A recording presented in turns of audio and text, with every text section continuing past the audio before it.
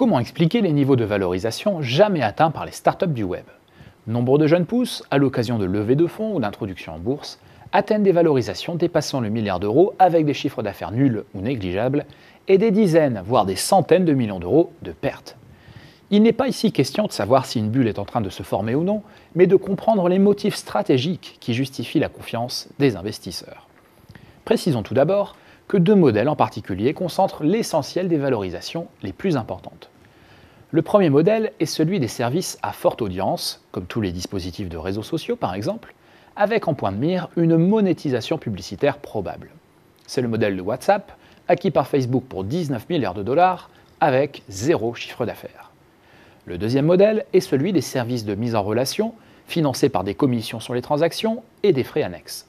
C'est le cas de Blablacar, l'une des startups françaises et européennes les mieux valorisées.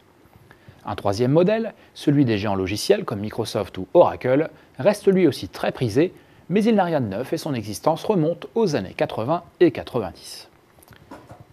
Première raison à ces niveaux de valorisation, le caractère concentré des marchés sur lesquels ces sociétés opèrent.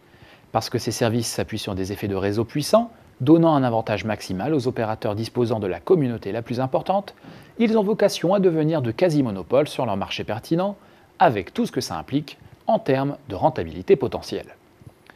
Deuxième raison, ces sociétés opèrent largement à coût fixe.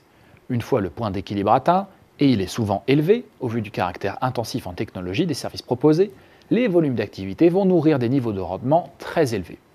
Les marges de certaines sociétés technologiques, parfois supérieures à celles des champions du luxe, ne disent pas autre chose.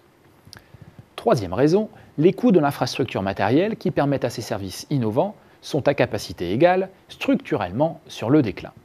C'est l'une des conséquences de la fameuse loi de Moore sur les progrès exponentiels des semi-conducteurs. Pensez par exemple à Amazon et ses services de cloud computing lancés en 2006 dans une incompréhension assez générale. Près de 10 ans plus tard, et probablement de longues années de lourdes pertes, ils génèrent aujourd'hui 15% de marge opérationnelle et sont l'activité la plus dynamique et la plus rentable du géant de l'e-commerce. Quatrième raison, ces niveaux de valorisation sont largement alimentés par la perspective d'un rachat dans une logique stratégique, par un géant du web par exemple, ou dans une logique financière, par des investisseurs privés. Or, le coût du capital n'a peut-être jamais été aussi durablement bas dans les pays développés, et les réserves de cash des géants du web et du logiciel n'ont, elles, jamais été aussi conséquentes.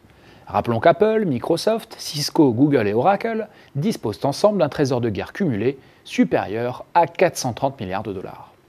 Dernière raison enfin, la peur chez les opérateurs bien en place de rater une opportunité majeure. L'histoire des plus grands groupes de technologie est jalonnée d'anecdotes d'investisseurs sceptiques ou de grands groupes n'ayant pas cru en une start-up devenue gigantesque des années plus tard. Nombre d'entreprises pensent aujourd'hui le problème à l'envers et ne raisonnent plus en termes de retour sur investissement potentiel, mais en termes de pertes acceptables.